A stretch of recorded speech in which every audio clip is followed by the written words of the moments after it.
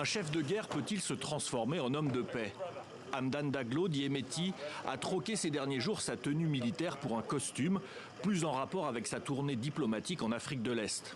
Après l'Ouganda, Djibouti, l'Éthiopie, cette rencontre ce mercredi avec le président kényan William Ruto est l'un des points d'orgue d'une tentative de paix au Soudan.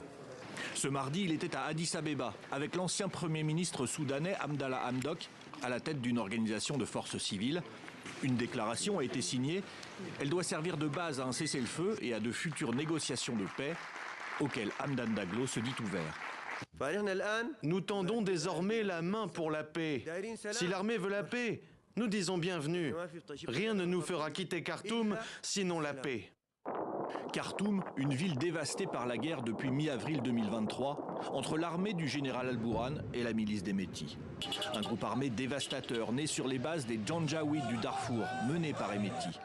Accusés à de multiples reprises d'exactions, ils sont les ancêtres des FSR d'aujourd'hui. Et eux aussi sont auteurs de crimes, selon la communauté internationale, notamment les États-Unis, qui les accusent de crimes contre l'humanité, contre la population civile au Darfour. Au cours de la conférence de presse à Addis Abeba, Hamdan Daglo a eu ces mots, en forme de pardon.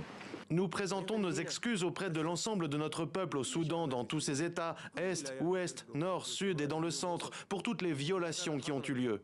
Cette phrase veut-elle dire que le seigneur de guerre reconnaît des responsabilités dans les massacres et le déplacement massif de population? Ou qu'elle est un préalable obligatoire pour débuter un processus de paix? Hamdan Daglo a en tout cas pris les devants dans la communication face à son rival de l'armée régulière, Al-Bourhan.